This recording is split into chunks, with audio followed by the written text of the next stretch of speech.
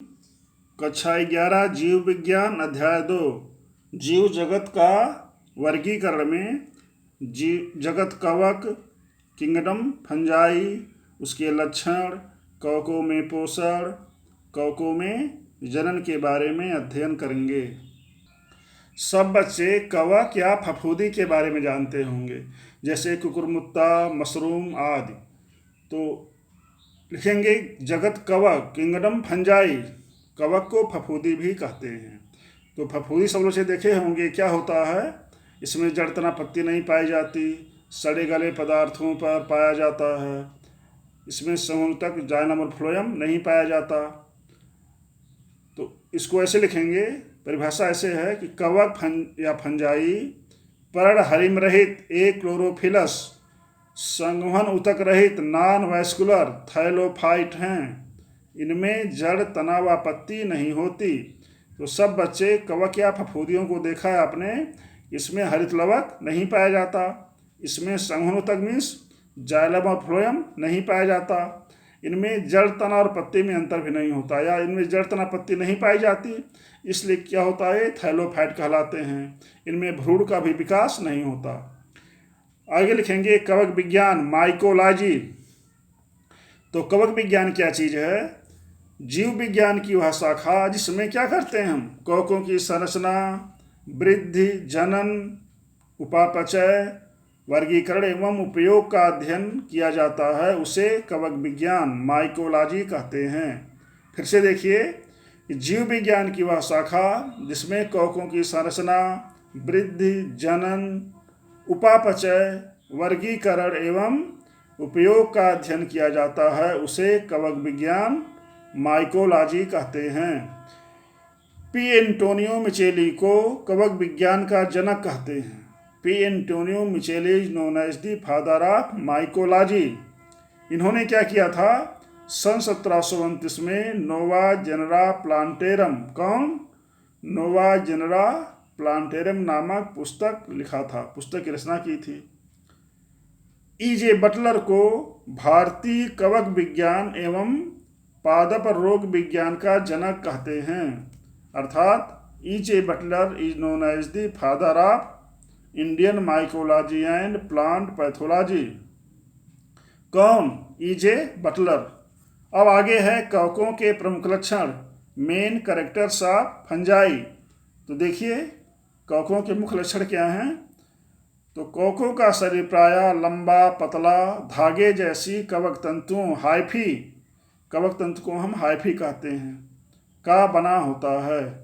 कवक तंतु दो प्रकार के मुख्य होते हैं, पटीय एवं पटहीन।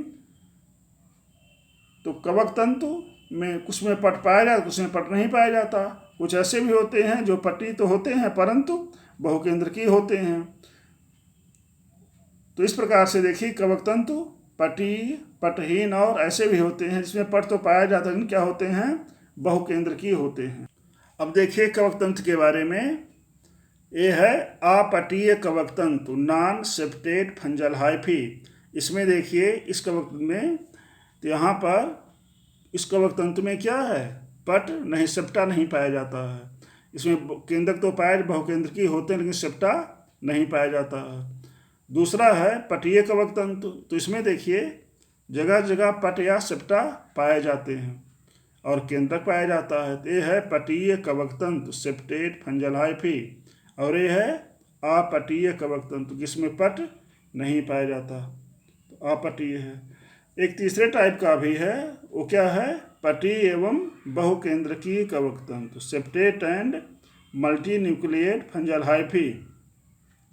तो देखिए पट पाया जाता है जगह जगह और बहुत सारे केंद्रक भी पाए जाते हैं। इसे हम कहते हैं संकोष्की, बहुकेंद्रकीय मल्टी न्यूक्लिएट या संकोष्की सिनोसाइटिक। तो अब आप देखिए वास्तव में मुख्य रूप से कवक तंतु दो प्रकार के होते हैं, एक अपटीय, दूसरा पटीय कवक तंतु। जो पटीय कवक तंतु है, एक तो ये होता है इसमें केवल एक केंद्रक पाया जाता है एक कोशिका में, और इसमें क्या होता है, एक ही कोशिका में बहुत सारे केंद्रक पाए जाते हैं। तो ये हो गया संकोशिकी कवक तंतु। आगे देखिए कि कवक सूत्रों के समूह से क्या बनता है, कवक जाल कवक सूत्रों के समूह से कवक जाल माइसिलियम बनता है। दूसरा पॉइंट है, प्रत्येक कोशिका में कोशिकाभित्ति, सेलवाल तथा सत्य केंद्र, ट्रू न्यूक्लियस पाया जाता है। कोशिकाभित्ति सेलवाल किसकी बनी होती है? कवक, सेलुलोज तथा काइटिन की बनी होती है। ये मेन कैरेक्टर है कि कवकों में जो कोशिकाभित्ति होती है वह कवक, सेलुलोज तथा काइटिन की बनी होती है। तीसरा पॉइंट क्या है कि पर्णहरिम क्लोरोफिल अनुपस्थित होता है, अर्थात कवकों में हरित लवक नहीं पाया जाता।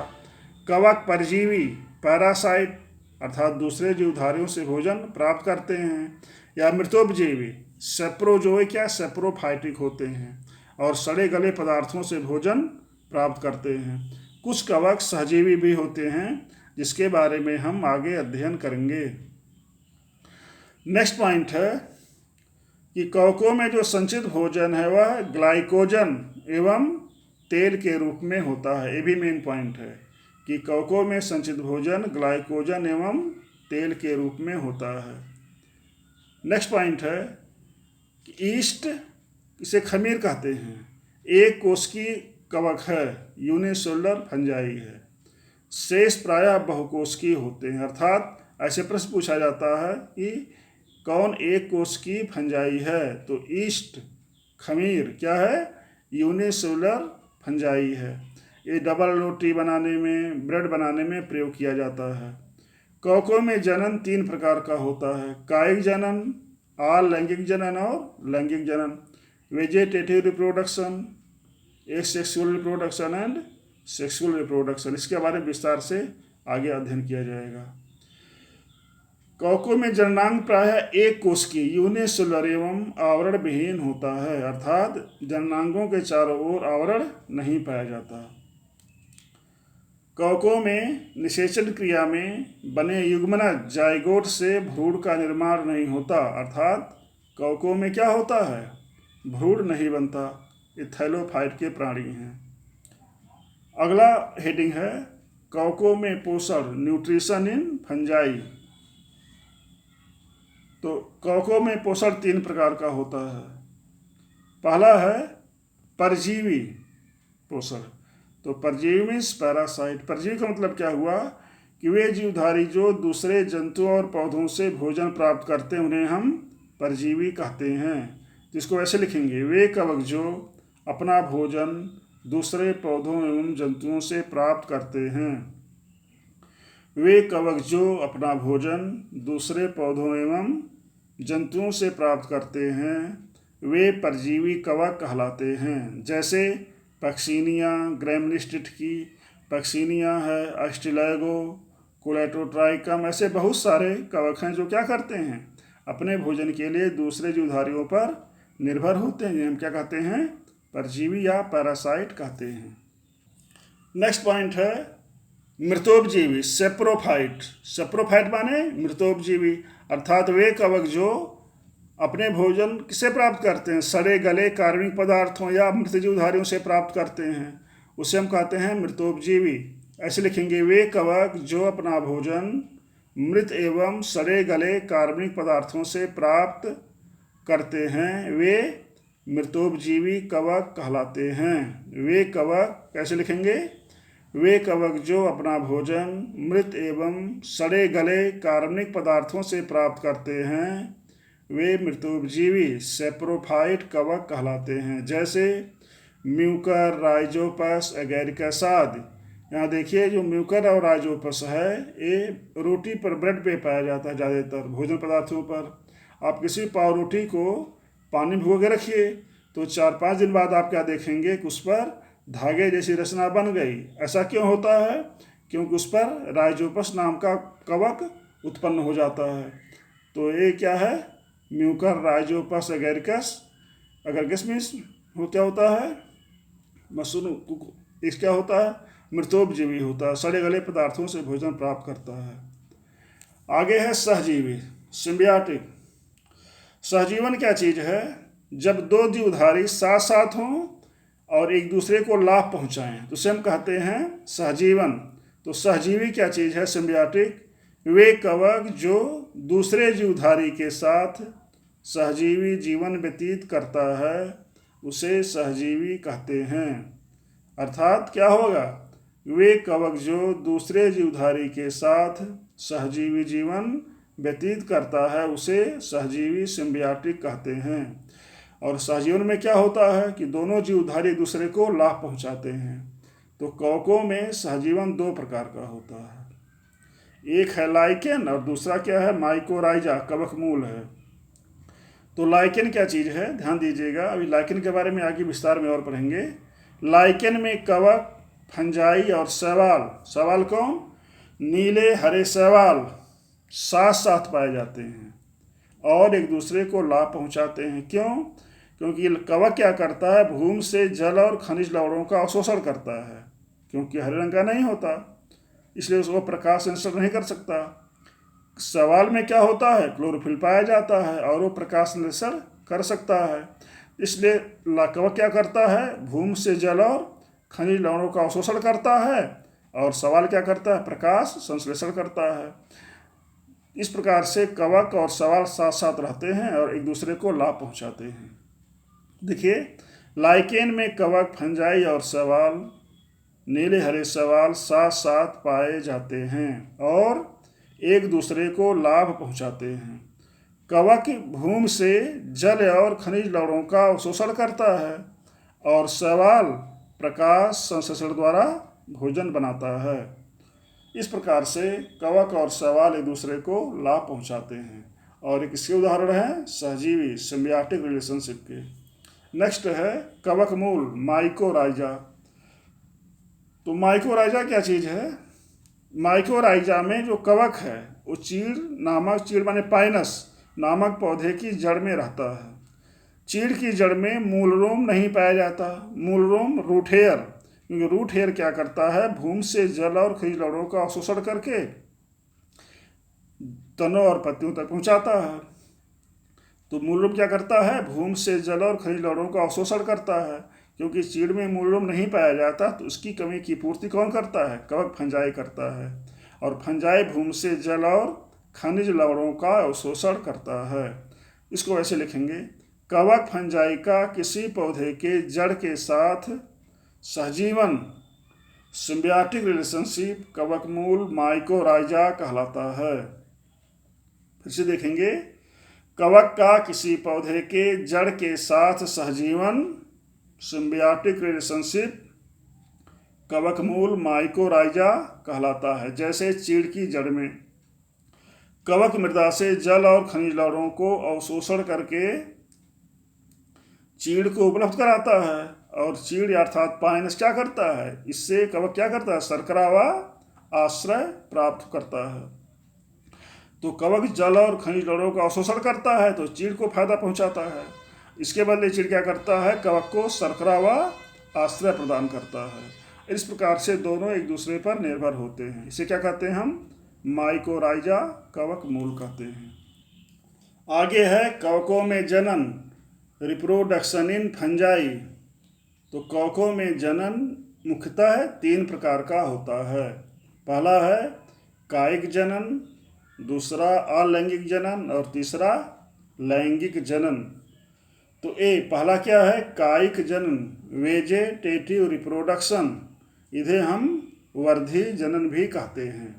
कायिक जनन में शरीर, जीवधारी का शरीर क्या करता है, 2 या 4 भागों में टूट जाता है या उससे कोई अद्वृत निकलती है और वह उससे क्या होता है, फिर नया पौधा बनता है। इसमें देखिए, प्रजनन की वह विधि जिसमें नए जीव का निर्माण मूल जीवधारी के कायिक शरीर के द्वारा होता है उसे कायिक जनन या वर्धी जनन कहते हैं।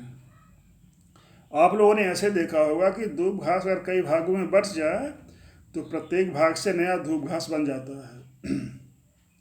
पुदीना को कई भागों में काट दीजिए और उसको ज़मीन पे लगा दीजिए तो क्या होगा, बहुत सारे पुदीना उत्पन्न हो जाएंगे। ऐसे ही कवकों में भी है, एक कवक के शरीर को कई भागों में बांट दिया जाए तो प्रत्येक भाग से क्या होता है, नया कवक बन जाता है। इसको फिर से देख लीजिए, प्रजनन की वह विधि जिसमें नए जीव का निर्माण मूल जीवधारी के कायिक शरीर के द्वारा होता है उसे कायिक जनन या वर्धी जनन कहते हैं। जैसे पहला है खंडन द्वारा, बाई फ्रेगमेंटेशन। तो फ्रेगमेंटेशन विधि में क्या है कि अगर कवक के शरीर को कई भागों में काट दिया जाए, टूट जाए, इस विधि में कवक सूत्र कई खंडों में टूट जाता है और प्रत्येक खंड क्या करता है, नया कवक बनाता है। जैसे म्यूकर राइजोपस में, इसमें कवक का शरीर क्या हो, कई भागों में टूट जाए तो प्रत्येक भाग क्या होता है, उससे नया कवक बन जाता है। जैसे यहाँ देखिए ये कवक है, कवक को कई भागों में काट दिया जाए या तोड़ दिया जाए तो क्या होगा, प्रत्येक भाग से नया कवक बन जाता है। यह है खंडन द्वारा जनन, रिप्रोडक्शन बाय फ्रेगमेंटेशन, ये नया कवक बन गया। नेक्स्ट है विखंडन या द्विविभाजन, फिशन। ये मुख्य रूप से पाया जाता है ईस्ट में, खमीर में। इस विधि में कायिक कोशिका लंबाई में बढ़कर 2 पुत्री कोशिकाओं में बढ़ जाती है। किसमें, विखंडन या द्विविभाजन या फिशन। इसको हम विखंडन या द्विविभाजन या फिशन कहते हैं। जैसे ईस्ट में देखिए ये मातृ कोशिका है, मदर सेल क्या हुआ, बड़ी हो गई, फिर बीच में पट सेप्टा बन गया और इससे क्या हो गया, 2 कोशिकाएं बन गई। ये पुत्री कोशिका या डॉटर सेल है। इसे कहते हैं द्विविभाजन, अर्थात एक कोशिका से 2 कोशिका का बन जाना। नेक्स्ट है मुकुलन, बडिंग। तीसरा है बडिंग। बड माने कली होता है। जैसे किसी पौधे से कली निकल जाए और उस कली से फिर नया पौधा बन जाए, वो चीज़ मुकुलन या बडिंग कहलाता है। इसमें देखिए जैसे ईस्ट कोशिका से देखिए मुकुल या बड निकला और फिर ये क्या हुआ, अलग हो गया।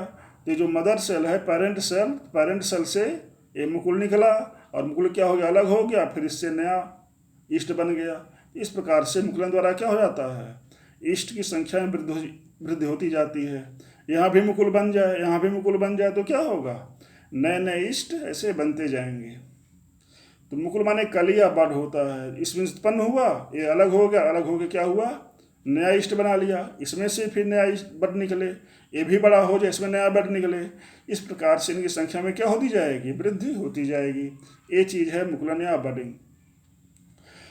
इस विधि में जनक कोशिका जो पेरेंट सेल से छोटी मुकुल, बड, बहिर्वृद्धि मीन्स आउटग्रोथ है के रूप में उत्पन्न होती है, जो जनक कोशिका से पृथक होकर नई कवक कोशिका बनाती है, जिसे मुकुल बडिंग कहते हैं। जैसे खमीर ईस्ट में, यहाँ पर आप देख ही रहे हैं, इसे मुकुलन होता है। अगला है अलैंगिक जनन, एसेक्सुअल रिप्रोडक्शन। इसकी परिभाषा ऐसे कह सकते हैं, जनन की वह विधि जिसमें नए जीव का निर्माण अलैंगिक बीजाणुओं एसेक्सुअल स्पोर द्वारा होता है, उसे अलैंगिक जनन कहते हैं। इसको फिर से देखिए कि जनन की वह विधि जिसमें नए जीव का निर्माण अलैंगिक बीजाणुओं एसेक्सुअल स्पोर्स द्वारा होता है, उसे लैंगिक जनन कहते हैं। देखिए कई प्रकार का होता है, इसमें से मेन ध्यान दिया गया है। पहला है चल बीजाणुओं द्वारा, बाइजोस्पोर, अर्थात वे बीजाणु जिसमें क्या होते हैं, फ्लैजेला पाए जाते हैं, उसे हम चल बीजाणु कहते हैं। और इसमें फ्लैजेला नहीं पाया जाता उसे क्या कहते हैं, अचल बीजाणु कहते हैं। उसके बारे में थोड़ा देख, यहाँ पर देखिए ये है चल बीजाणुधानी, ये वाला जूस्पोरेंजियम। इस जूस्पोरेंजियम बहुत सारे स्पोर या चल बीजाणु बन रहे हैं। ये है चल बीजाणु। जो चल बीजाणु इसमें फ्लैजेला पाया जाता है, जिसके द्वारा क्या करते हैं, प्रसलन करते हैं। कुछ दूसरे ऐसे कवक या फंजाई होते हैं जिसमें स्पोरेंजियम के ऊपर जो अचल बीजाणुधानी पाई जाती है। इसमें क्या होते हैं, अचल बीजाणु बनते हैं। ए प्लानोस्पोर, ये जो रचना इसे कहते हैं कालोमेला। इससे बहुत में क्या होते हैं, अचल बीजाणु पाए जाते हैं, जो इसमें कोई प्रसलन नहीं पाया जाता, ये अचल होते हैं, तो हो गया अचल बीजाणु। तो चल बीजाणु और अचल बीजाणु। चल बीजाणु में फ्लैजेला पाया जाएगा, अचल बीजाणु में फ्लैजेला या सिलिया नहीं पाया जाएगा। एक और है, उसे कहते हैं हम कोनिडिया। तो यहाँ पे जैसे पेनिसिलियम में देखिए, इसमें कोनिडियोफोर होता है और कोनिडियोफोर के ऊपर बैसिलस नाम की एक रचना होती है। इसमें से बहुत से अतिवृद्धियाँ बाहर की तरफ निकली होती हैं, जिसे कहते हैं कोनिडिया। ये जो कोनिडिया अलग होकर के कोनिडियोस्पोर बनाता है और उससे फिर क्या होगा, नए जीव की रचना होती है। तो कोनिडियोफोर में क्या होता है, बहुत से कोनिडिया पाए जाते हैं और ये कोनिडिया इससे बाहर निकल निकल के क्या करते हैं, नया स्पोर बनाते हैं और बाद में उससे नया जीव बनता है। जैसे अलग हो गया तो बहुत से कोनिडिया से बन गए और ये कोनिडिया बाहर निकल करके क्या करते हैं, अंकुरित होते हैं, फिर नया फफूंदी बन जाता है। ये चीज़ होता है। तो आगे लिखेंगे चल बीजाणु द्वारा बाय जो स्पोर। तो अनुकूल परिस्थितियों में क्या होता है, पतली भित्ति वाले एक केंद्र की कशाभिकी फ्लैजेलेटेड चल बीजाणु बनते हैं। तो कवकों में अनुकूल परिस्थितियों में क्या होता है, चल बीजाणुओं का निर्माण होता है, जो पतली भित्ति वाले होते हैं और एक केंद्र की होते हैं। ये अंकुरित होकर नए कवक सूत्र का निर्माण करते हैं, जैसे सिनकिट्रियम में, सेप्रोलेग्निया में।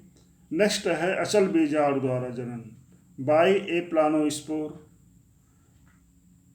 इसे धानी बीजाणु स्पोरेंजियो स्पोर भी कहते हैं। किसको, अचल बीजाणु को किताब में धानी बीजाणु लिखा है। इसे धानी बीजाणु स्पोरेंजियो स्पोर भी कहते हैं। एक ऐसे होते हैं, ये भी पतली भित्ति वाले अकशाभिकी होते हैं। ध्यान दीजिए, ये भी पतली भित्ति वाले होते हैं, परंतु क्या होते हैं, अकशाभिकी, नॉन फ्लैजेलेटेड अचल बीजाणु हैं। जैसे किसमें पाए जाते हैं, म्यूकर में, राइजोपस में। कौन पाया जाता है, अचल बीजाणु पाए जाते हैं। इनका प्रकीर्णन हवा द्वारा होता है। जैसे देखिए, कमरे में स्पोर कहीं नहीं दिखाई पड़ता, लेकिन म्यूकर और राइजोपस को स्पोर ऐसे छोटे छोटे रचनाएं पाई जाती हैं। ये स्पोर ऐसे होते हैं, ये हवा में फैले होते हैं, लेकिन ये दिखाई नहीं पड़ते आँख से।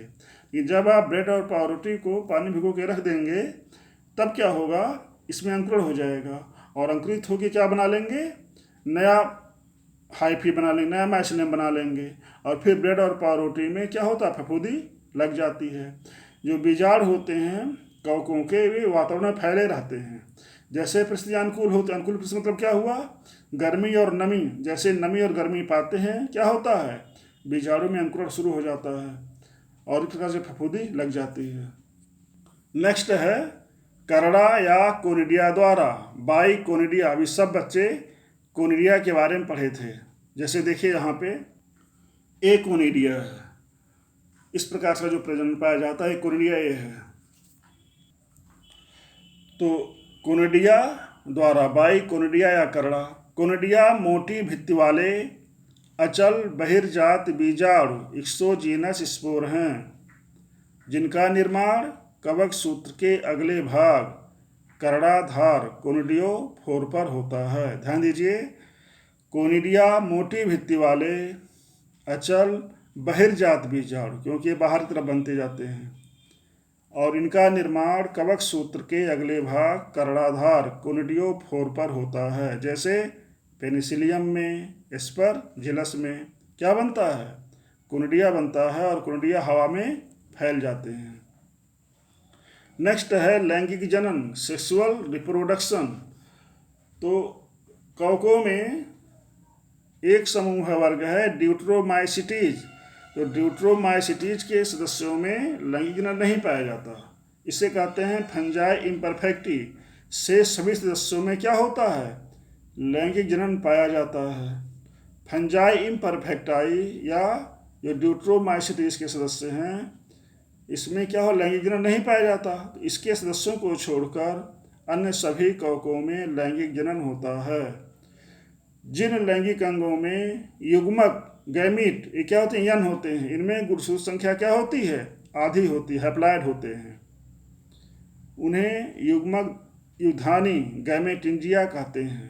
जिन लैंगिक अंगों में युग्मक बनते हैं उन्हें क्या कहते हैं हम, युग्मकधानी गैमेटिंजिया कहते हैं। इस प्रकार से आगे देखिए कि कवकों में जो लैंगिक जनन की क्रियाविधि है वो निम्नलिखित है। क्रियाविधि में 3 स्टेप हैं। तो कवकों में लैंगिक जनन के 3 सोपान या स्टेप होते हैं। कवकों में लैंगिक जनन क्या होते हैं, 3 स्टेप होते हैं। उसमें पहला स्टेप क्या है, कोशिका द्रव्य संलयन प्लाज्मोगैमी। इस क्रिया में क्या होता है? प्लाज्मोगैमी में इस क्रिया में दो चल या अचल युग्मकों के जीव द्रव्यों का संलयन होता है। इस क्रिया में क्या होगा कि दो चल माने दो गतिशील जूस्पोर अथवा एप्लानोस्पोर गैमेट क्या होते हैं? इनके जीव द्रव्यों का क्या होता है? संलयन, फ्यूजन होता है, जुड़ जाते हैं और द्विकेंद्रकीय कोशिका डाइकैरियोटिक सेल का निर्माण करते हैं। इसमें क्या होगा? इस क्रिया में दो चल या अचल युग्मकों के जीव द्रव्यों का संलयन, फ्यूजन होता है और द्विकेंद्रकीय कोशिका डाइकैरियोटिक सेल का निर्माण होता है। अब इसको आगे देखेंगे। यहाँ पर देखिए एक गैमेट युग्मक हैं जिसमें गुणसूत्रीय संख्या आधी n होती है, हैप्लॉइड होते हैं। इनके दोनों के संयोग से, ठीक ना, इसमें क्या होगा? दोनों के जीवद्रव्य का संलयन होता है। तो इस प्रकार से एक कोशिका बनती है जिसमें क्या होते हैं? दो केंद्रक पाए जाते हैं। तो पहला स्टेप क्या है? कोशिका द्रव्य संलयन प्लाज्मोगैमी। तो दोनों की कोशिकाएं मिल गई, दोनों केंद्रक एक कोशिका में आ गए, लेकिन अभी केंद्रक नहीं जुटे हुए हैं। अभी केवल क्या हुआ? कोशिका द्रव्य दोनों का आपस में मिल गया तो प्लाज्मोगैमी हो गया। ये हो गया द्विकेंद्रकीय कोशिका, इसे कहते हैं डाइकैरियोटिक सेल। नेक्स्ट स्टेप क्या है? फिर दोनों का केंद्रक भी जुड़ गया तो ये क्या हो गया? केंद्रक संलयन कैरियोगैमी। पहला है प्लाज्मोगैमी, पहले जो जीवद्रव्य था प्रोटोप्लाज्म वो जुड़ा, दूसरे में क्या हुआ? केंद्रक जुड़ गया। अब इसे कहते हैं हम युग्मनज, जाइगोट। तो ये जो कोशिका होती है, कौन कोशिका? युग्मक कोशिका n हैप्लॉइड होती है और ये जो जाइगोट कोशिका होती है क्या होती है? डायप्लॉइड। तो इसका केंद्र क्या होता है? डायप्लॉइड माने जिसमें गुणसूत्र की संख्या अगुणित का दूना हो, उससे हम कहते हैं डायप्लॉइड, 2n होता है। इसके बाद जो युग्मनज कोशिका है, अगले स्टेप में इस युग्मनज कोशिका में अर्धसूत्री विभाजन मियासिस होता है। अर्धसूत्री विभाजन के फलस्वरूप क्या होता है? जो युग्मनज कोशिका है इससे 4 कोशिकाएं बनती हैं और गुणसूत्रों की संख्या जो 2n था वो क्या हो जाता है? अब n हो जाता है। इसे हम कहते हैं मियोस्पोर, क्योंकि इनका निर्माण अर्धसूत्री विभाजन मियासिस से होता है, इसलिए इन्हें क्या कहलाता है? मियोस्पोर कहा जाता है। ये है कवकों में लैंगिक जनन की अवस्थाएं। इसके बारे में ध्यान दीजिए, ये पूरा विस्तार में ऐसे ही है।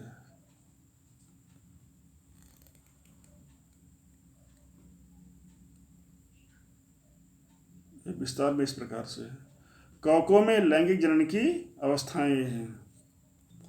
तो कोशिका द्रव्य संलयन के बाद अगला स्टेप क्या है? केंद्रक का संलयन कैरियोगैमी। इस क्रिया में पास आए दोनों अगुणित केंद्रकों जो हैप्लॉइड न्यूक्लियाई होते हैं का संलयन होता है और द्विगुणित युग्मनज डाइप्लॉइड जाइगोट बनता है। तीसरा स्टेप है अर्धसूत्री विभाजन मियासिस। अर्धसूत्री विभाजन मियासिस के फलस्वरूप द्विगुणित युग्मनज कोशिका डायप्लॉइड जाइगोट से अगुणित हैप्लॉइड कोशिकाएं बनती हैं। इसमें गुणसूत्रों की संख्या युग्मनज कोशिका की आधी होती है। ध्यान दीजिए, युग्मनज कोशिका मीन्स जाइगोट कोशिका में गुणसूत्र की संख्या 2n होता है। किसमें? इसमें 2n, ठीक ना, अर्थात दूने गुणसूत्र पाए जाते हैं। और अगुणित कोशिका में गुणसूत्र संख्या n होती है, इसमें आधे गुणसूत्र पाए जाते हैं। किसमें? हैप्लॉइड सेल में आधे गुणसूत्र और युग्मनज कोशिका में दूने गुणसूत्र पाए जाते हैं। तो गैमीट हैप्लॉइड होता है, अगुणित होता है, और जाइगोट या युग्मनज डायप्लॉइड होता है। फिर से देख लीजिए, अर्धसूत्री विभाजन के फलस्वरूप द्विगुणित युग्मनज कोशिका डायप्लॉइड जाइगोट से अगुणित मीन्स हैप्लॉइड कोशिकाएं बनती हैं, जिसे मियोस्पोर कहते हैं। इसमें गुणसूत्रों की संख्या युग्मनज कोशिका जाइगोट की आधी होती है। किसमें? जो हैप्लॉइड कोशिकाएं हैं, जिसे हम क्या कहते हैं? मियोस्पोर कहते हैं। ये पूरा फिगर ऐसे देख लीजिए है। इससे क्या बनता है? जो मियोस्पोर बनते हैं ये मियासिस होता है यहाँ पे, और क्या बनते हैं, मियोस्पोर। तो मियोस्पोर में गुणसूत्रों की संख्या क्या होती है, जाइगोट की, इस जो जाइगोट ह्यूमरस की क्या होती है, आधी होती है। Thank you.